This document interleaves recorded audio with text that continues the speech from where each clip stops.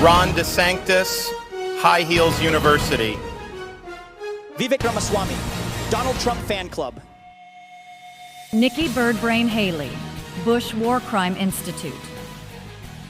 Tim Scott, I'm just happy to be here. Chris Christie, Golden Corral State. Okay, so that was awesome, you guys, but that's the last time we're going to do that, right? Because we really want to hear from these candidates, and they worked really hard for us tonight, okay? So we're so excited. All right, guys, so we got to talk about the third GOP debate that happened last night that I did live stream, and I want to thank all of you guys who joined me doing the live stream to talk about the debate, right? You guys are hilarious, right? You guys were roasting everybody, okay? I loved it.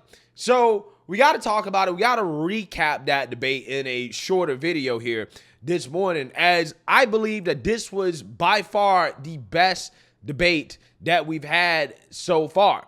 Now, before we get into the winners and losers of the debate and kind of what happened, because it really was kind of a one-man show, you already know by default, President Donald J. Trump won the debate simply by not showing up. And that is going to be the case for every debate as long as his poll numbers continue to go up or they don't decline due to the fact that he's not showing up at the debate. So basically, Trump wins by default. But other than Trump, out of the candidates who were on stage, it is clear that one guy stood out the most, and he absolutely destroyed everybody on stage, and also the liberal media and the RNC. He destroyed everybody at one time.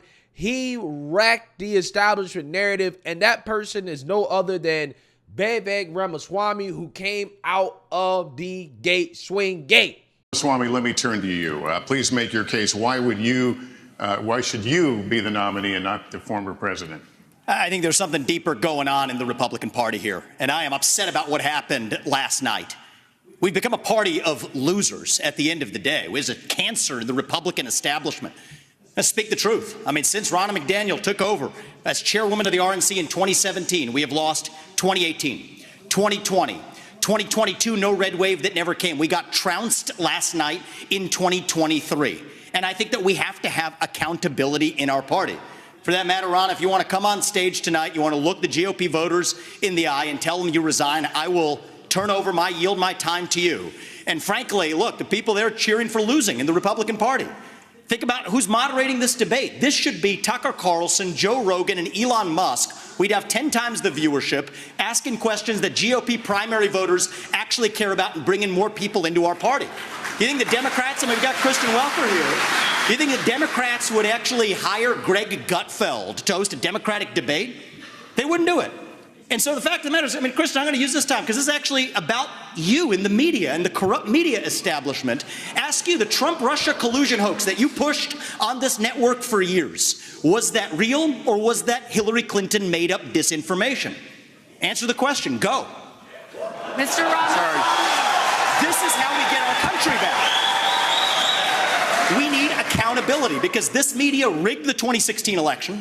They rigged the 2020 election with the Hunter Biden laptop story. Mr. Ramaswamy, and they're going to rig this election. Your time is up. Accountability. Let me turn to Governor Christie. Why you?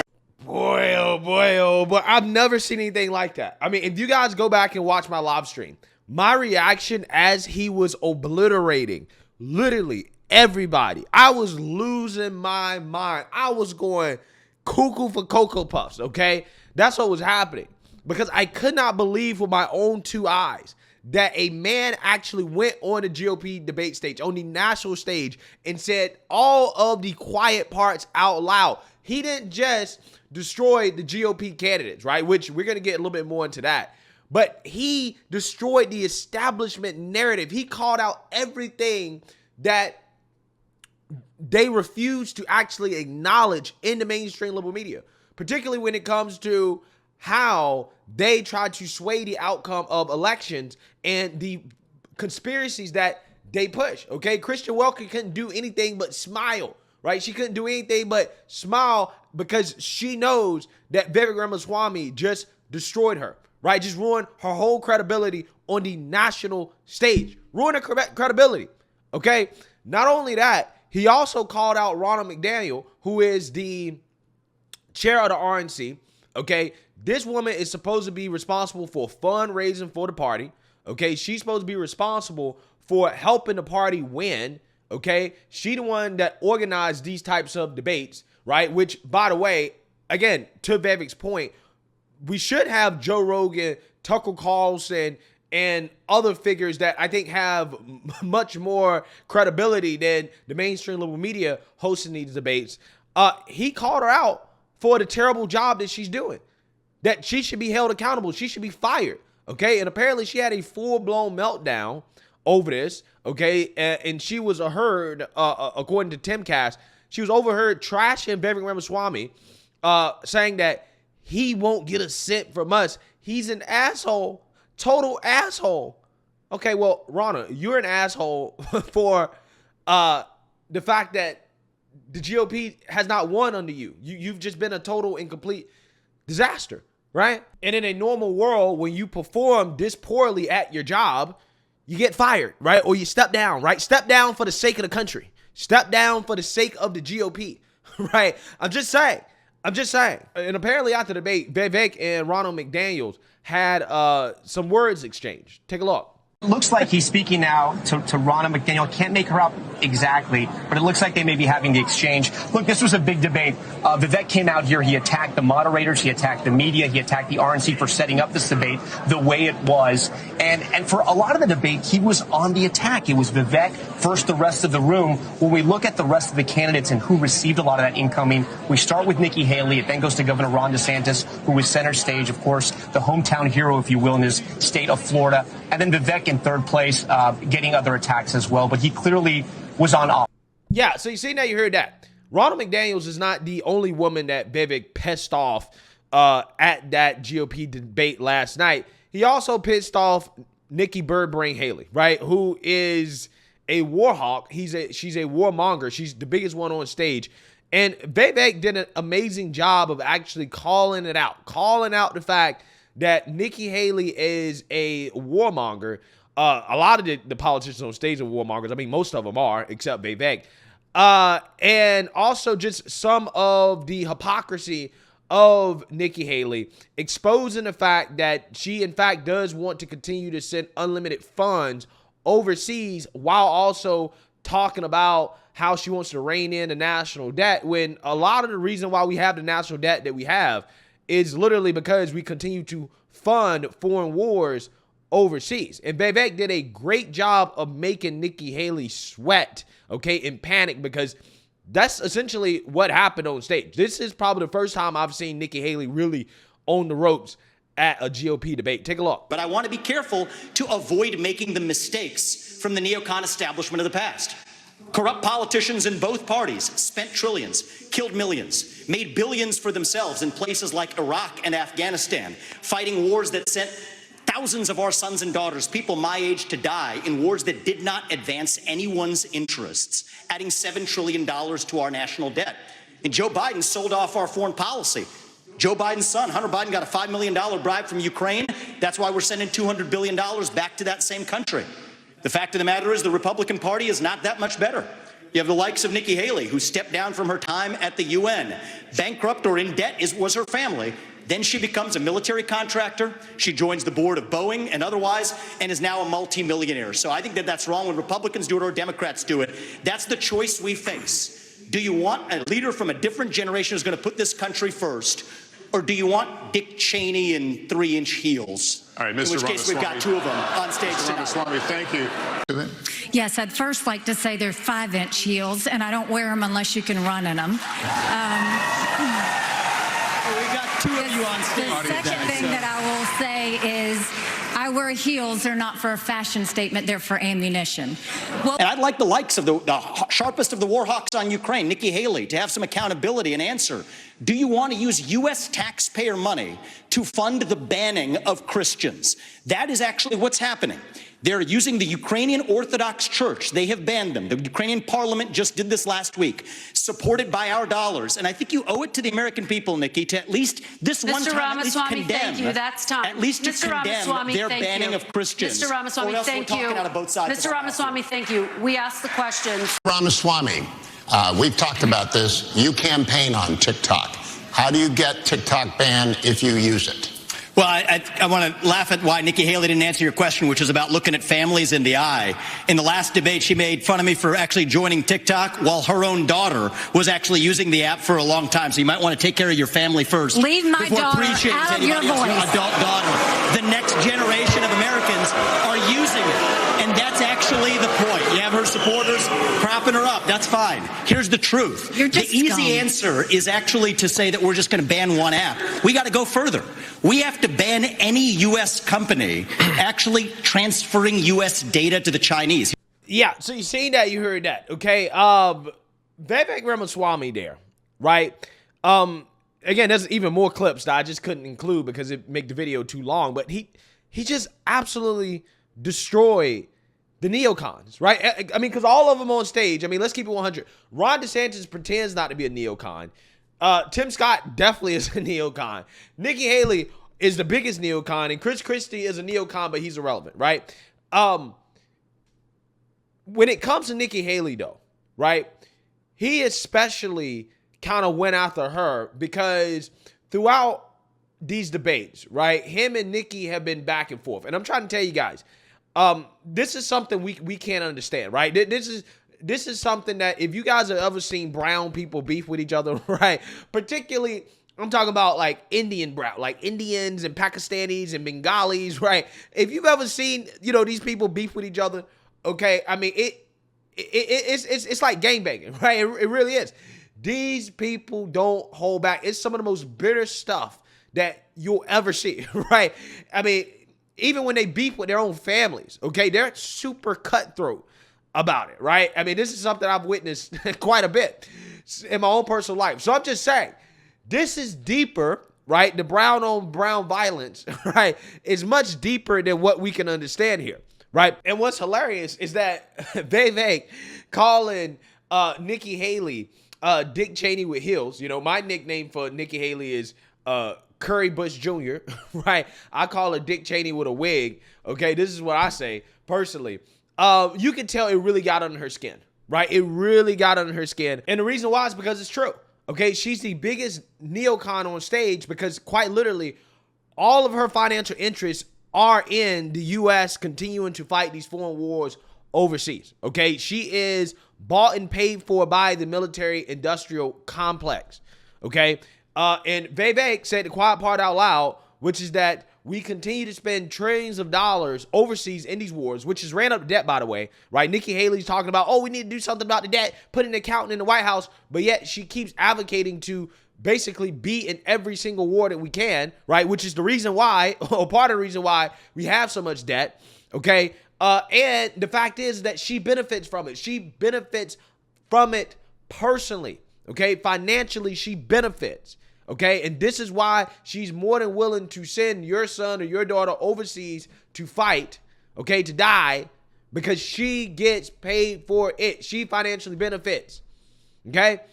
And you can tell, again, she was triggered over the truth. Also, when he called her out for her hypocrisy on TikTok, she basically at the last debate tried to go after Vivek for being on TikTok, but yet her daughter is on TikTok dancing with her black boyfriend, right? So yeah, that a lot of hypocrisy there. She can't even control her own household.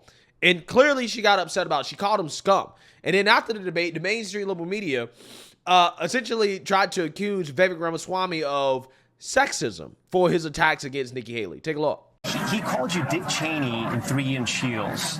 Do you think that was sexist? I don't even give him the time of day. Yeah, again, she's clearly triggered by the guy. This is much deeper than we can understand, guys. We have to let the Indians beef with each other, okay? They've been doing it for, probably literally thousands of years, okay? But I'm just saying, Vivek, again, he continued to say the quiet part out loud here during the debate.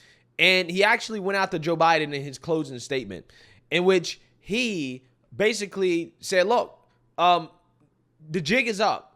Democrats need to stop pretending that Joe Biden is going to be the candidate. I also want to close with one message to the Democrat Party. End this farce that Joe Biden is going to be your nominee. We know he's not even the president of the United States. He's a puppet for the managerial class. So have the guts to step up and be honest about who you're actually going to put up so we can have an honest debate. Biden should step aside, end his candidacy now so we can see whether it's Newsom or Michelle Obama or whoever else. Right, just Mr. tell us the Ramaswamy, truth so we can have an honest debate. I just love the fact that when anybody talks about who can possibly replace Joe Biden, nobody ever talks about Kamala. Nobody ever talks about Kamala. It's pretty hilarious, right? But he's right. I mean, there's no way. Joe Biden cannot be the nominee, right? I mean, he's just too old. They cannot take this man on the campaign trail while also being president of the United States. It's just, I just don't see it happening, right? And they do need to end the farce, okay? They need to end the farce when it comes to a lot of things about Joe Biden, including the business deals that him and his son engaged in overseas, selling out the American people. And that is something that triggered the mainstream liberal media as well, too, when Vivek called that out because Dana Bash felt the need to have a back and forth with Vivek about Ukraine and Hunter Biden and Joe Biden after the debate. Take a look.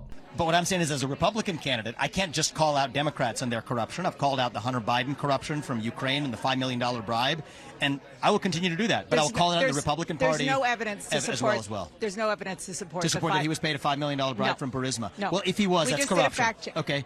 But if he was, but I just want you to make an allegation where there's no evidence. There's literally to back that up. Our Daniel Dale literally just talked about this on the air. Absolutely. There's a lot of circumstantial evidence and testimonial evidence to suggest it. You have U.S. senators saying they've received information.